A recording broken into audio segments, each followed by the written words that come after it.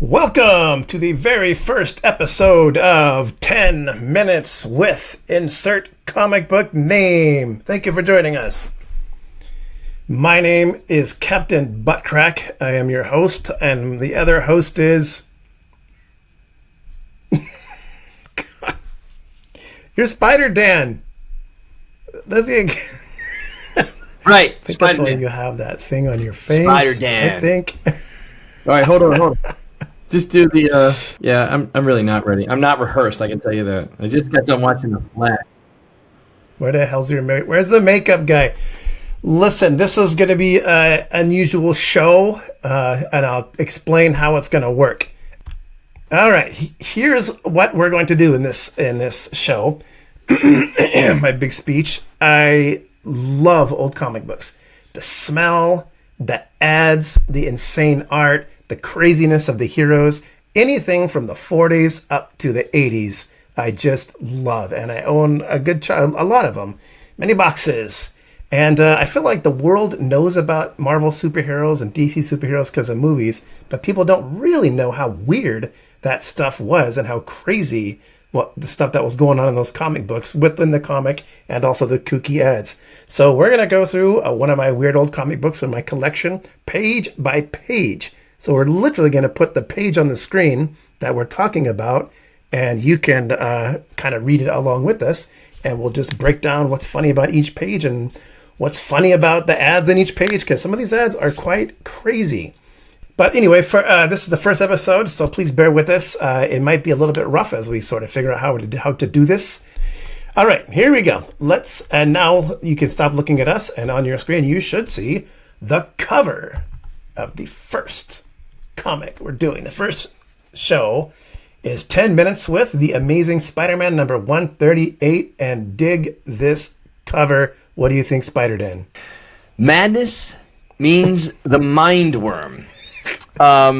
It's a dynamic cover.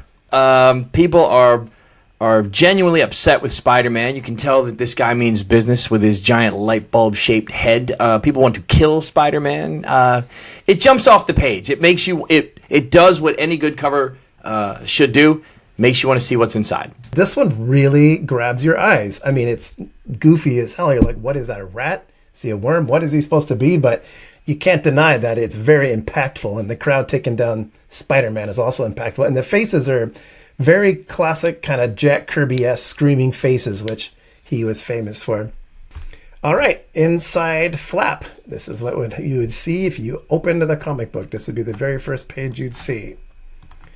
And of course, it's an ad, because that's comic books, folks. This is the famous name, prizes, or cash ad. And so what this was, for young people who didn't read a lot of old comics, there's a bunch of ads in comic books, old comic books, that are essentially trying to get kids to go door to door and sell crap. And if you sell enough crap, cards, Christmas cards, greeting cards, whatever, you sell enough crap, you can get $1 per box, or you can get one of these prizes. But it's astonishing how many of these ads, as you'll see, were encouraging kids to go to strangers' houses and knock on their door and say, hey, you want to buy this thing so I can win a Snoopy radio? Well, I want to know what the Olympic Sales Club, Inc. Truly was. The Olympic Sales Club. You want a gold medal in that? Kid, you don't want a bronze. You don't want a silver in the Sales Club, son.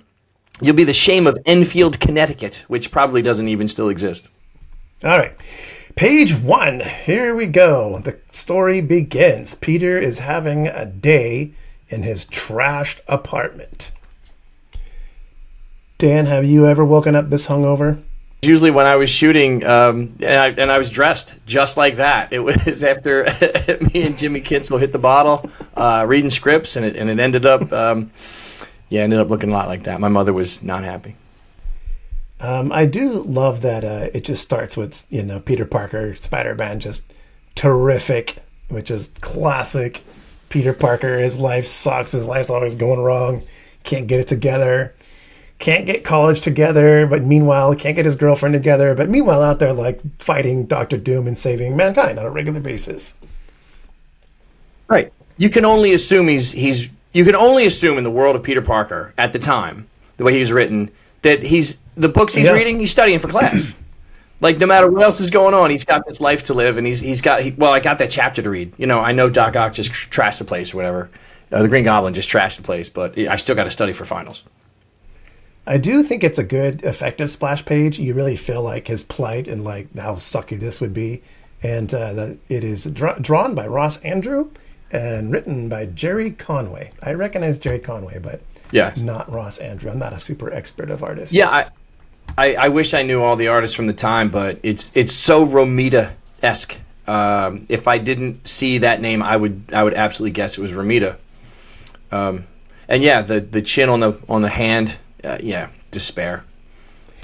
Another bad day for Peter Parker. All right, page 2.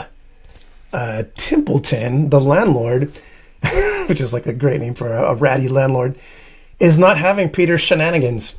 Yeah, his superhero like shenanigans. I think Peter is clearly the victim here. It's not like he was the Beastie Boys, trashing some New York penthouse. I mean, he was, attacked, and yet this guy is reading him the riot act. And tears up his lease. Yeah, tearing the lease. Can you just tear up a lease? Templeton's a dick. I feel like you could do a good Templeton voice. Do you want to read one of the... How about the panel where he's yelling at him? You should never... This entire side of the building is ruined! Water leaking everywhere! Floors listing, ceilings collapsing! Mr. Parker, you are through! Kind of Green Goblin-esque. I expect you out by morning. Good day, sir. Yeah, look how what a great word balloon. Look how big the balloon is and how small. Peter Parker's tiny good day. It just dripped. Good day. Yeah, his hand shaking, his whole body. Look at Peter's whole body shaking. Call his lawyers, or just put on a Superman outfit and frame him for a crime, whatever. Right. Superman outfit. His Superman. Definitely want to put on your Superman outfit, Peter Parker, and frame Templeton for a crime. Yeah, when he's in page 3 here, he is in a phone booth, and yes, kids, these existed back in the day. And he's going through his address book, and I feel like he should have been calling an attorney at this point. Desperate for a place to crash, he hits the payphone, and his friends hate him. Only Flash Thompson let him stay there. His old frenemy from always. I love that all of his friends said no, or just it didn't answer, or just weren't around. But of all the people, Flash Thompson is the one who helps him out. So Peter gets in a cab and takes off. And he's so rich he doesn't have to take the subway. All right, page 4, of course, is another ad. What do you think about it? Want to read the first panel there, Dan? Get it all together when you get out of the service. One day, a few months after we both got out of the service, I ran into my old buddy Pete. Pete, how you making out, old buddy, old pal, old chum? Not too good, Joe. I can't seem to hack it. That was a saying back in the day. No job I can get pays any money. Looks like you're doing all right, though. How suggestive. I'll say I'm in electronics and have my FCC license. Electronics, you say? How'd that work, Joe? What's CIE? How'd you work that, Joe? CIE, Pete? CIE, baby. Listen, help me learn electronics on my off hours, on my off-duty hours by mail. It's the science of the 70s, baby. Let's do this. Look at him. Look at this guy. He's got a girlfriend. He's drinking alcohol, and it looks like he ate some candy or peanuts. Something's on the table, but he's a stud. He's a stud, and he did it by electronics. Yeah. So this is a lot of these comic books. Obviously, this ad isn't for kids. In the 60s, Marvel started noticing that college kids were reading their comics because they were a little the stories got a little more interesting, and all the heroes had kind of flaws, and it really blew up in the college scene. And so a lot of these ads are for kids in college or the service. And so at this point, you could say college weren't just for kids, or comics weren't just for kids anymore.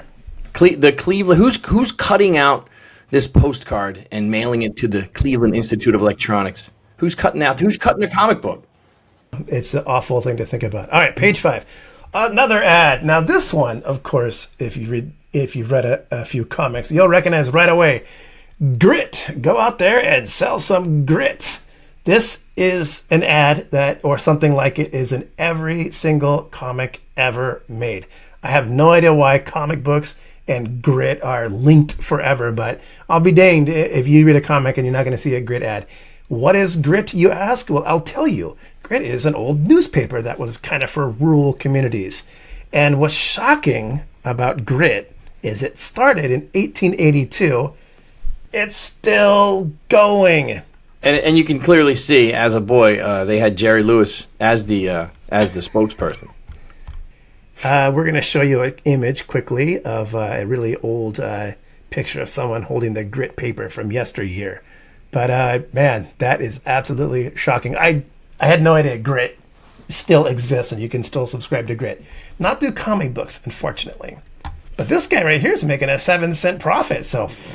You know, that's you're more than halfway to your next comic book. All right, page 6. Let's go. Okay, you guys like traffic? You like traffic? Because it takes a long... How about a whole fucking page of just traffic? About 5 whole panels of this thing. Just I could have done this in 2 panels, but fuck it. But he's yammering the entire way. Just constantly chatting. I guess that shows you how bad New York traffic is. In a comic book, it still takes 5 panels to get anywhere. to this chateau out on the beach, the boardwalk. Long taxi ride way out to Rockaway, which is a real place. Yeah, I was there. I was there this summer. And you got controlled by the Mindworm. I remember. Yeah, that's why I'm doing this podcast. I'm the Mindworm. I wish I was the Mindworm. Coming full circle by page 6. Okay. All right, page 7. Peter arrives and meets the Mindworm. Or we meet the Mindworm. We do. All right. First look out at the Mindworm. What do you think? The Mindworm is jacked. The reason they only put his head on the cover is because there wasn't enough room for the rest of him after his friggin' delts, man. Look at this guy. Needs a haircut, but anything to make your head look smaller, I guess. Also, it's a terrible first introduction to him. Like, he's squeezed in this, it's like weird long vertical panel. You don't really get any kind of a good look at him. And it's just a weird page overall. It's like, here's the building, 5 different angles. All right. And then here's the Mindworm. What I do like, though, is the Mindworm says, I who some men dare to call the Mindworm. So, some men? Like some random men? Yeah. And why would someone dare call him his own name? He certainly enjoys it. When these guys walking by and they're like, hey, Joey, look at that fucking Mindworm. Hey, the Mindworm's got his windows open again, even though all the glass is knocked out anyway. Why bother, I tell you. The Mindworm's like, the Mindworm. I liked that name. Thank you for daring calling me that. I am now the Mindworm. This guy is dressed for the beach, though. Look at him. He is ready. He does live on the beach, so, I mean, why not dress for where you live? So after we meet him, what do we have on page 9? Page 8. 8, sorry.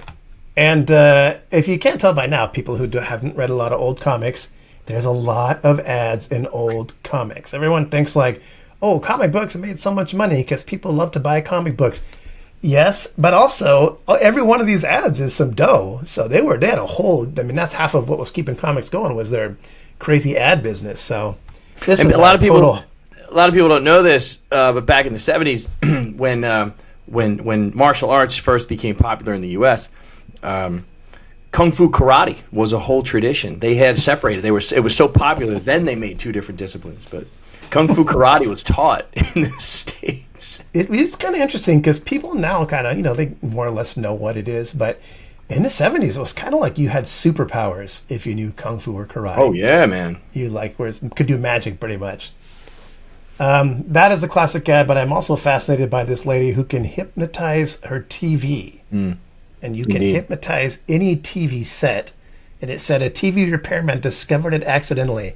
I would really like to know more about that accidental discovery of hypnotizing TVs by a repairman. Yeah. I want to go to Elton's in St. Petersburg, Florida, and hear and just kind of watch. Just go into different TV stores and see what's happening. Money back guarantee. Well, you can also cartoon for money, which I'm sure people made a lot of money cartooning because of this ad. Play guitar in 7 days or your money back. I mean, there's a lot going on there. And look how much money Brian LaRose earns.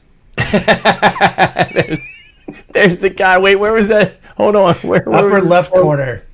Yeah. I'm looking for his quote. Oh, there it is. You got to read this quote by Brian LaRose, who looks like, well, about 9.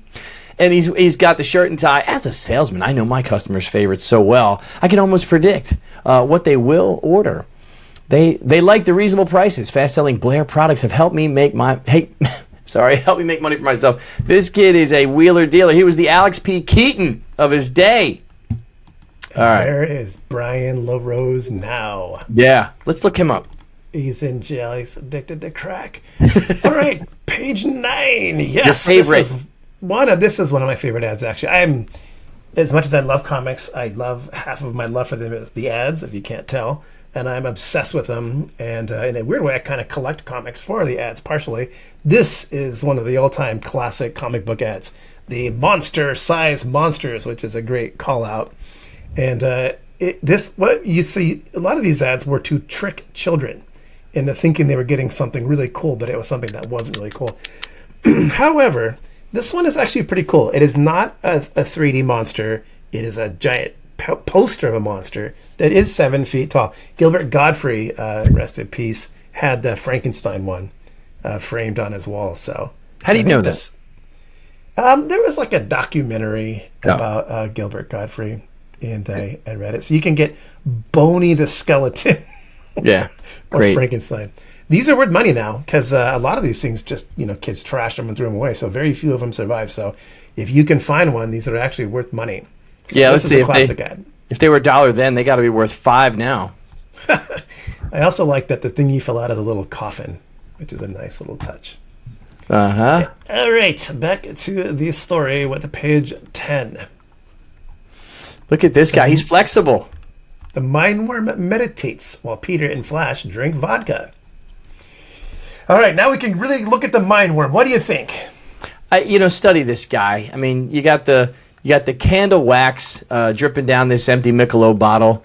The plaster's in disarray. He still reads. I like that. And under his bed, I don't know if we're supposed to think he's working out every day or if they're just stashed under there, but. We've talked about this before when you first found this book. This guy can control minds, and yet he chooses to live in this shithole. You ask yourself what you would do with certain superpowers. I'm at the penthouse. You know what I mean? I probably have the top floor of the Waldorf Astoria if I'm this guy. But no, he's I think it's we'll talk about that at the very end. I have some news for you about the Mindworm at the end. But it is what there's many things baffling about him. One, what the hell, dude? You're like buff as hell. You can control minds, but then you also really seriously work out. And I like his Jesus sandals and his leather bracelet. I mean, and what a fucking outfit, man! A big old yellow striped tank top shorts. if I'm this guy and I live in this world, I'm having Sue Storm play peekaboo with me as she serves me breakfast in the penthouse of the Baxter Building. What are we talking about? I mean, you can try that, but I have a feeling that Fantastic Four is going to kick your ass. I'm just throwing that out there. If they dared to call me, you could try to control him, but like Mr. Fantastic has some crazy propeller hat that he wears. That stuff's mind control. All right. Anyway, Flash and Peter Parker are getting along, and they're going to drink some vodka and hang out, as college kids are prone to do. College, right? Page 11. Here's our boy. Here we go. We got to finally give a look at our boy. Flash passes out, and Peter decides to go Spider-Manning and sees a bunch of strange people walking like zombies. I like that Peter Parker was so boring, Flash fell asleep. Yeah, and look, he needs to clear his head, right? He's exhausted. He wants to get away. Where's he think he's going? Where's he think he's going? It's all flat, right? There's one like apartment building in the middle of nowhere. He's just gonna zip around the building for a little bit, like do some laps. I don't get it. I love that they have a Hulk poster, which is just awesome to have in your house because the Hulk's real in this world. Also, he's taking kind of a big chance of like sitting there in the same room in his Spider-Man costume with Flash asleep. Right. I mean, yeah, he's really if Flash wakes up, what does he do? Go, happy birthday to you. Like, singing Spider-Gram. Yeah, okay, so he leaves and sees a bunch of people walking around all weird. So he says, go check. He's bottom panel there. He says, people, dozens, hundreds of peoples. It is, I mean, the way the heck out there in Rockaway Beach that maybe it's strange. I don't know. I mean, look, I love Spidey, but his Spidey sense only goes so far. How does he determine that they're sleepwalking? It's a good question because it's the 70s. Isn't everyone walking around all stoned? Like, right. Hey, it's a beach party, right? Bonfire. Party. Where's the music? Let's go, you hippies. All right, another page of ads on page 12. The one that jumps out at me that I was absolutely drawn to was the comics, sword, sorcery, horror, superheroes, barbarians, science fiction, news, photos, art, graphics, articles. Because those are kind of all my favorite things. And then there's some tiny art that you'd have to have little kids' eyes to even make out what it is. But I learned, upon researching, it is a magazine called Media Scene, which is a great name for a magazine. And it was started by legendary comic artist Jim Steranko. It was a newspaper-style format and covered big nerd events of the day. And it was full of gorgeous, amazing art. And if you look while I've been talking, you can see some of the covers that we're putting up here on the screen. I need to seek these out at cons because they are absolutely beautiful. And just a little brag here. I met Jim Steranko very briefly. I was doing a panel and he was coming off of one. And I just said, "Oh, sir, you're a legend." And I think he said, I know. I know. Wow. And a narcissist. Right? No one will tell you how amazing Jim Steranko is more than Jim Steranko. Yeah, Jim Steranko's awesome. Yes. Just ask him. Yes, he's an absolute character in that regard. Okay, right. Page 13. Ads, more ads. Wow. Drafting kits. Woohoo. But hey, back in the day, there was very little to occupy your time. So this could have been a big deal to a lot of people. These are 3 big drafting kits given to you. Given to three you. Big drafting kits? All right. But me, I'm. What about the rare coin treasure hunt? You know what I mean? They're down there like, hey kids, raid your grandparents' piggy banks, bust open their Civil War era like trophies, and see what's in there. Send it in. We'll give you a nickel. 14. Page 14. Spidey goes back to check on Flash because he's a good friend to join the zombies. Yeah, I mean, it's neat. What do we get here? We get a little bit of Spidey action. I'll tell you this, and this is being 100% serious. Even in a book like this, it's all for me. It's not always about the story because this is a crazy story, but the artwork I'm digging always, all the time. So the artist here, Ramita-esque, like I said, I'm digging him. I'm digging him jumping through the window. I dig the pose in the hallway. I dig him running out, back out. I mean, every time we see Spidey, he just looks cool. So even though this is a silly story, I'm still enjoying the panels where I see our boy in the Union suit. So, but yeah, the plot builds here, nothing special. No, just moving it along a little bit. All right, now page 15. Spidey springs into action as the Mindworm daydreams. There we go. Yeah, I mean, super cool Spidey pose again. But again. So look at the neighborhood, look at the house, and again, once again, I have to point out this is either is the dumbest mind control villain ever, or he just has the shittiest taste. I mean, he just wants to be here. This is absolutely well. Now that it's hard to say this because there's a lot of dumb mind control villains, but this could be the actual dumbest one. Yeah. So all this psychic energy is giving the Mindworm the squirts, and he's freaking out. And so my question is he do this every Friday? Or is this his first time getting all these people around his house? I want to know the frequency in which he flips out. So anyway, now we get to go to page 16 and we get to look at the life of the Mindworm. Yeah, here we go. Look at his mom. Now, see how she's all beat up and freaked out? Wouldn't you be if you gave birth to that? Look at this. Look at the Mindworm's head as a baby. Right. right? When's the circus coming to town so I can sell this boy? She is never gonna walk right again. Oh, That right. just must have absolutely. Yeah, that's my dad. Look at Dad. He's distraught too, right? Yeah, he ruined everything, Oh man. man, every panel on this page is an absolute treasure to me. His big old head is the crib. When he's shooting his mind rays at his poor mom, and the dad gets hit by the car. Yeah. Don't once again. Don't extrude love from them, right? Don't make them love you. Like, just kill them. Yeah. I Kids. just love that. Kids. Right. Mind worming his mom. That sounds gross. Sorry. Mind worming his mom. Okay, page 17. Where we have our little mind worm is growing up and lobotomizing people. Oh. I love his. He's leaving his house in his turtleneck sweater. Hey, his look. package under his arm. I hear the song "Carry On My Wayward Son" for this panel right here. He's leaving school in his turtleneck. Bullies, you know what? The world's a tough place. The world's not fair. Bullies exist for a reason. That kid needed to get beat up a little bit, just change his footwear up a little bit. He was being a disservice. Yeah. I don't know.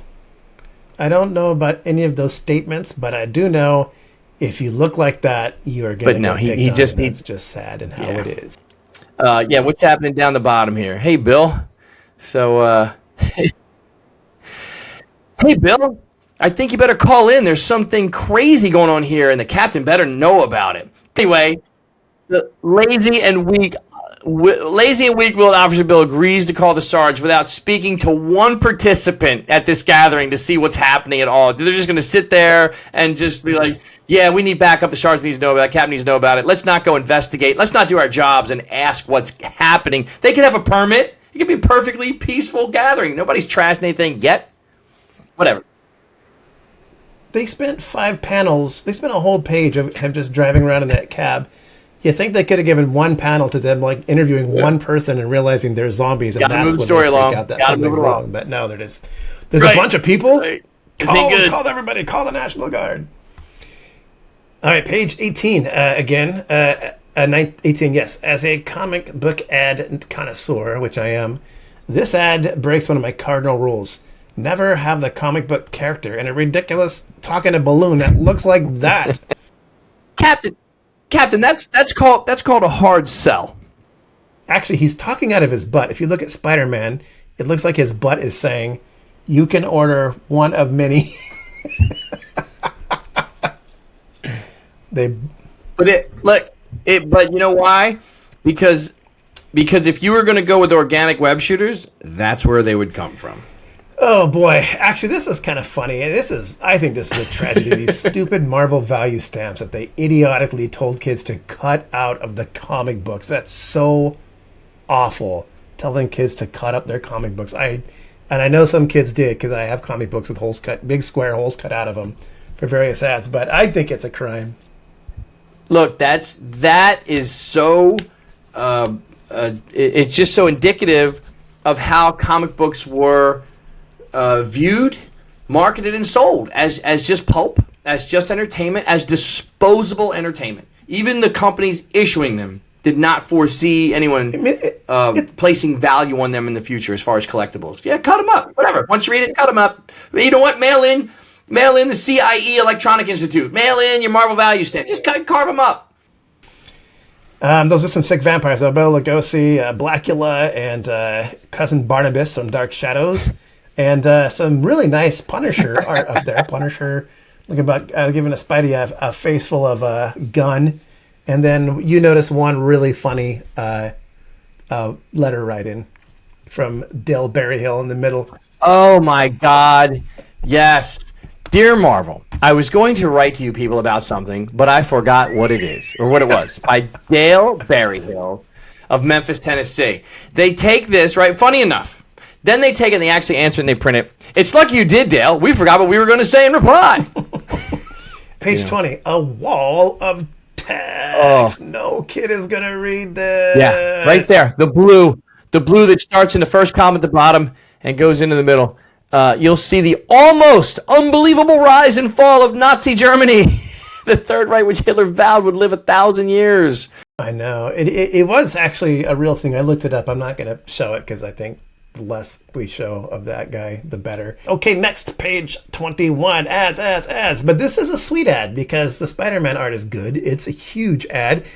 Those logos are sweet. The medallion coin has its own logo. These are actually really nice coins, and we're going to put them on the screen right now so you can take a look at the details. They're really quite beautiful, and they were $3.99 to buy out of a comic book, and now they go for $200 to $300. So there you go. And are these actual size, or are they bigger? Well, that's the funny thing about this. It is to scale for the coin, but that means Spider-Man's wearing a gigantic necklace like Flavor Flav style. Anyway, sweet panel in the middle of the Mindworm going, kill him, kill him, kill him. And then this is great because I'll give this comic the Captain Buttcrack Award because the cover actually happens in the comic, which is not always the case.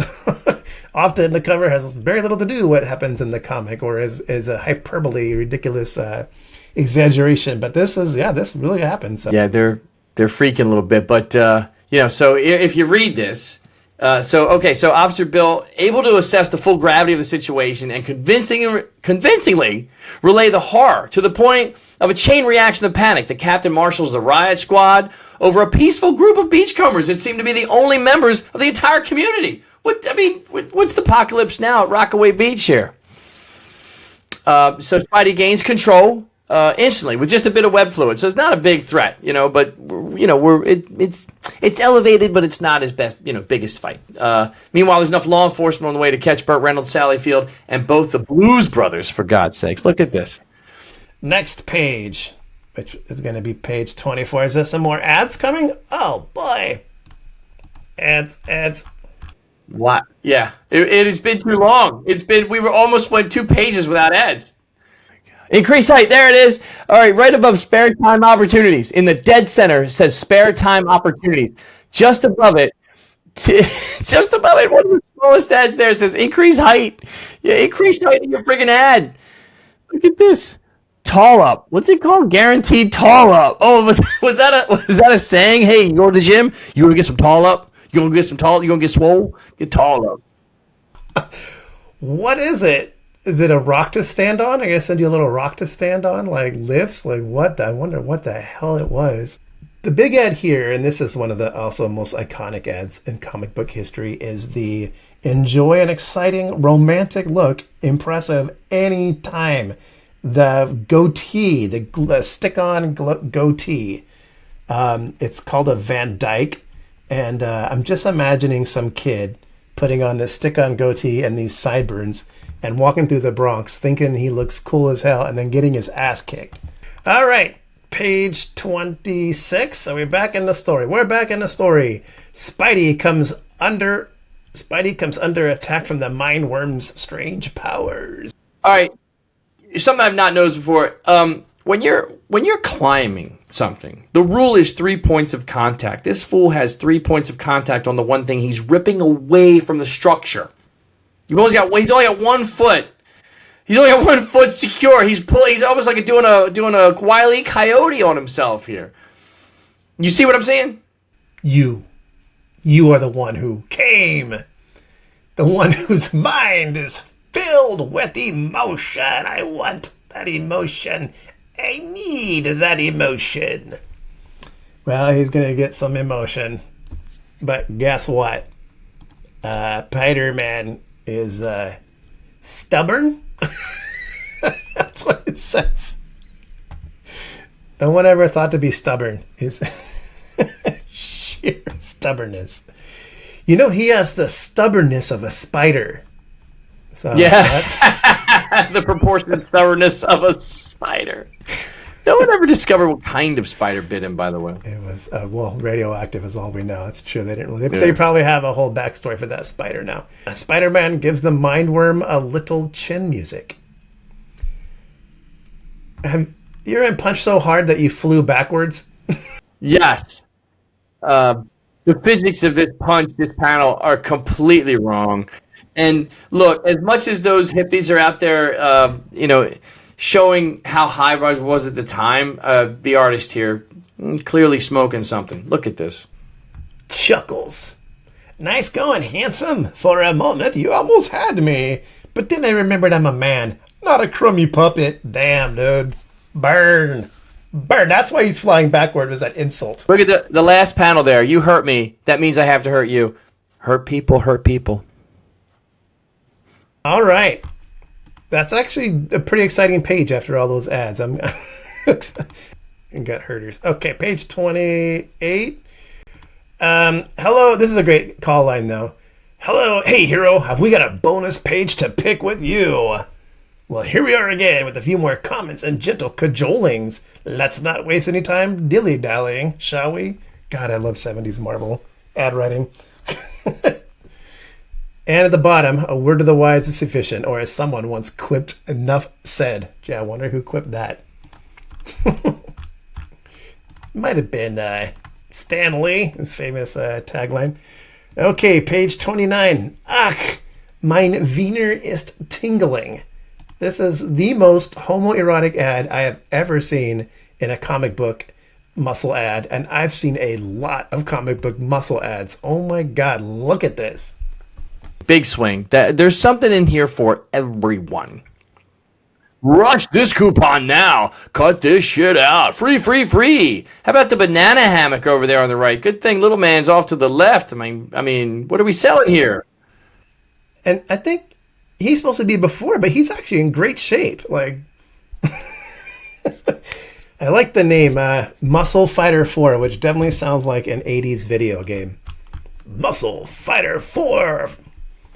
All right, okay, back to the story. We're done with banana hammocks. Page 30, we're almost at the end. Hold tight. Spider-Man and the Mindworm, get it on. Yeah, just like Marvin Gaye. Here we go. The old I love you, but I must kill you story. Spidey can bench press a bus. I mean, wouldn't he have just popped that dude's head like just like a pimple? He would have just snapped this guy. I mean, this is my only problem. And I know why they do it. It's a bother to me. I'm like, come on, man. This guy, I mean, Spidey, look, he doesn't have to like strangle anybody. He can just stick to him, right? And just pick him up by sticking to him and just like hold him away from I don't know. It just Dude, the Spider-Man gets his ass kicked by the Vulture all the time, and the Vulture's like 80, so it's comic book logic. So his weakness is his ears. Did you see that coming? I did not. I like it. Gives him kind of a Captain Kirk, the two-handed kind of defense there. He pops his ears. Love it. Crack cow. My ears. What have you done in my ears? And Spider-Man's like, you keep talking about hearing minds, and you can't hear when your ears are ringing. Can you? What the hell is he talking about? He doesn't hear mine through his ears. Look, and the Mindworm's going, what? What? What are you saying about my ears? Victory at last. The Mindworm is defeated. Everyone wakes up like nothing happened. They've all probably been this high before, and they just kind of walk off. And the poor Mindworm is all alone. And what exactly are they arresting him for? Yeah, exactly. I mean, all this happens like just in time to not get nuked. At DEFCON 1 here, and again, after doing nothing but peacefully assembling, what about the poor bastards that got webbed up? I mean, why? And why isn't Mindworm ratting out Spidey's identity? Yeah. Oh, stop! And oh, by the way, that guy's Spider-Man. I happen to know. I mean, he could create some real chaos with so many people, so many guns, and Spidey would be so busy trying to keep them all from shooting each other that the Mindworm could have the pilots all kamikaze him from the front lawn. I mean. We could go on and on. It's just a very simplistic, I don't know. I love reading into how this would really play out, but they just end it. Always been so alone. Don't you see? I can't stand being alone. Well, wasn't he living in that place alone? I mean... All right. Well, do you want to know what happens to the Mindworm in the Marvel Universe? Would you like to know? Yeah, absolutely. Okay, I looked it up, and it's not good news. He went to... I thought for sure this would be the only appearance of the Mindworm. It's not. There's a couple more in the comics later on, many years later. He eventually goes to prison, and then he's released and becomes mentally ill and homeless. Becomes mentally ill, and then he gets used by a street gangs for his powers, and eventually killed by street gangs. And there's this really sad picture of him holding a sign that says like "We'll read minds for money," and he's like homeless, living on the street. Google Mindworm, and you'll see his character bio. And yeah, and that's now I kind of feel bad for the Mindworm. I mean, Wait, did you not make that up? I'll read minds for money. this is all true. No, it's all true. Yeah. No, okay. I'll read minds for money I made up, but it's like spare change is a spare change sign. But yeah, he ends up homeless and then getting murdered by a street gang. So yeah, kind of a sad villain. I kind of wish I didn't look up what happened to the Mindworm, but I did. Okay, page 32, another ad. The greatest, grandest, most gigantic comic book of all time. Well, that's quite a claim. I don't know if this is the most gigantic comic book of all time. But it's a hell of an ad. I do want this. This looks really cool. And the first 1,000 were numbered and signed for $5. I can't find any of them signed for sale. An unsigned one is worth about $50 to $65 now, it looks like. So, side back cover. Do you need extra money? Okay, I do, to buy that comic book. Well, $100 is yours if you go door to door, little kids, and sell these stupid ass trading cards, Christmas cards. Listen, dumbasses, don't you want $100? Anyway, yeah, more ads trying to get kids to go door to door to strangers' houses. And now the back cover, which is the worst ad of all time, my least favorite ad in all superhero comic books, because it's ugly, it's boring, there's no images, and it repels my eyes whenever I see it. So nobody's going to LaSalle Extension University. Well, I'll tell you. I've read plenty of Spider-Man comics that weren't nearly as fun or memorable as this one. As goofy as it is, it's a hell of a read. It's fun. It's got a hilarious villain. I say pour one out for the Mindworm. I take these. I take these ridiculous villains. I take these ridiculous stories. And I have always just enjoyed the character of Spider-Man. I have always enjoyed the artwork. I've always enjoyed the heroic anatomy in action. I have always enjoyed the art. For me, it's always about the art. The ads are fun. It's all a vehicle. It's all a vehicle to see our hero in action. And we got to see him in action. Was it weird and weak? Yeah.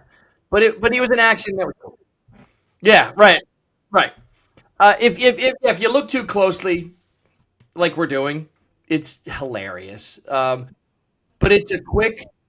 You know what? Over the years, I've thought, how do they do it? How do they do it every single month for so many, since 1962? How do they do it every month? And there's so many titles, but, So what did you think? I read a lot of Spider-Man comics, and a few of them were as memorable as this one. This one is absolutely hilarious and super fun to read. So I loved it. All right, now let's play a game that I used to play, a drinking game I used to play with my friends called Super Monkey Paw. The game is, I will give you the choice to take a superpower, but it comes at a terrible cost, and you can decide if you want to or not. All right, Dan, are you ready for your superpower? This is your superpower. Every time you reach into your pocket, you can pull out the object you desire. A diamond, $1,000, as long as it will actually fit in your pocket. But every time you do that, you send a dick pic to someone on your phone randomly. And you can never change your contacts. That's a no-brain yes. 100%. What is it, like your family on there? Like, oh, and you can't explain that you have this power to anyone. You just have to apologize and say, "Oh, sorry, I sent you that. I'm sorry about that dick pic." I wouldn't bother. Wouldn't bother. Yeah.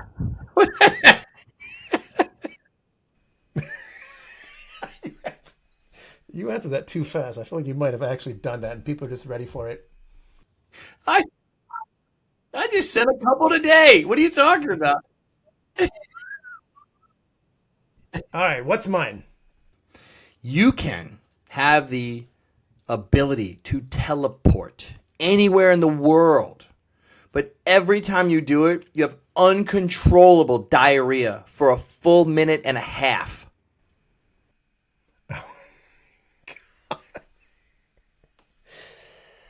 You know, it's funny. Like, of course, I'm gonna say yes, but I'm just trying to think of like, do I bring a bucket with me? I mean, I can't just assuming I'm gonna be near a bathroom, and wherever I land, I guess I have to teleport away from anybody. So if I'm going to New York, I want to teleport to Rockaway Beach, I have to teleport like way away from everybody, and then shit uncontrollably, and then get a lift after I clean myself. Yeah. Dude, it's a minute. Think about a minute and a half. I know. Is it going to take a physical toll on my body? Like, would I be really dehydrated and like get really waste? Yeah. Only time will tell. All I'm going to tell you is stretch and hydrate. Stretch and hydrate and shit your brains out. I wouldn't be going far. Okay. Yeah. Yeah, I'll take it. I'll just wear diapers and brown pants. Okay. So we both took our powers. All right. All right. The next show, if this one ever gets actually put out, I think it will, though. I think this is a good one. The next show we're going to do is one of my favorite Marvel superheroes, the Human Fly. And you can look at the cover here. The wildest superhero ever because he's real. It's an okay comic. It has really good art, but it's an amazing story. The Human Fly is real. There was an attempt by a team of brothers who made sausage to get a promotional stuntman superhero going called the Human Fly, and they did some stuff, and we'll tell you the whole story next episode. But they got like 19 comics out of it. But it is quite silly. So that's what's going on next show. And thank you everyone for watching. I really appreciate it. I hope you liked the comic as much as we did. Hey, comic book fans, anybody made it this far, thank you. I hope it was fun. See you next time.